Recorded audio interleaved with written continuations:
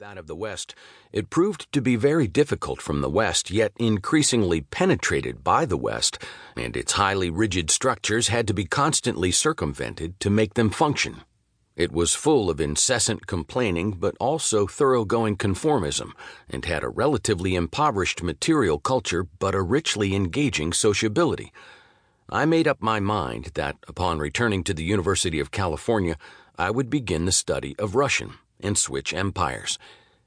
These were the days of Polish solidarity and its underground flying universities, which were hailed as civil society triumphant.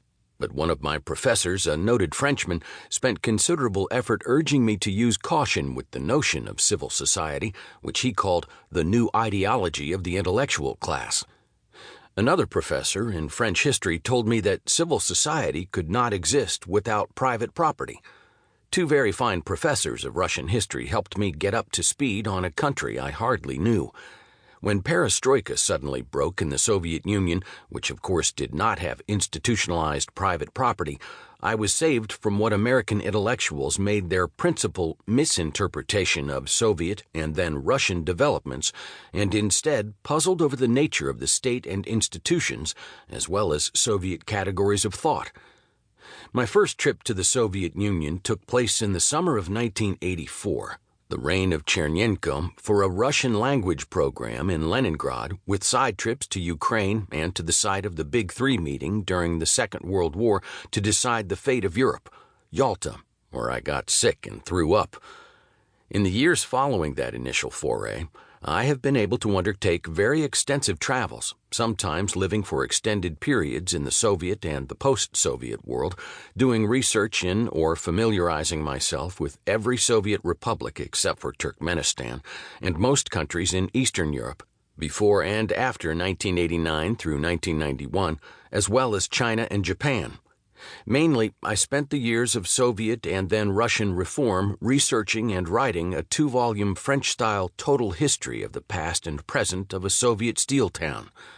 From that Rust Belt vantage point, it could not be any more obvious that reform was collapse, and that the collapse would not be overcome for quite some time to come.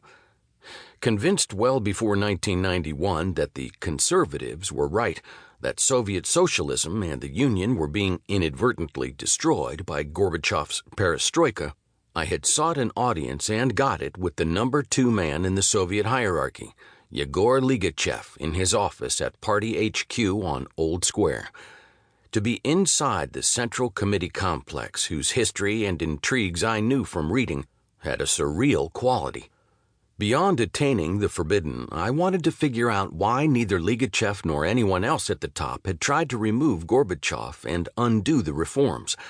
This exchange turned out to be one of several long meetings we ended up having, the rest taking place in the exclusive dacha compound of the top Soviet leadership, others of whom I also met. Here, too, was collapse. I shall never forget later escorting Ligachev around New York, demonstrating and explaining the vast universe of private small businesses and immigrant-run eateries for hours on end, only to have him ask over and over again who in the government was responsible for feeding the huge urban population. The world was as lucky in the pathetic principled Ligachev as it was in the masterly principled Gorbachev. Evicted, their place was taken by morally less promising people who fought violently over the massive spoils of communist-era offices, state dachas, apartment complexes, and vacation resorts.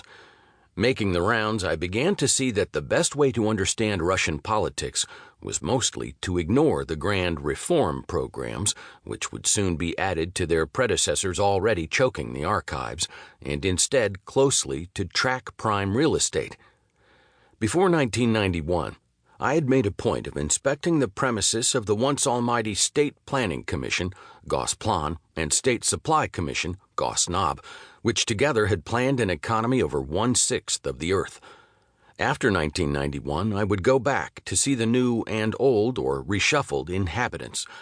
In the chaos of perestroika, I also gained easy access to party headquarters in the republic capitals and many provinces. After these edifices had been renamed, I went back to find many of the people I had known, usually with higher positions, though not a few had moved laterally.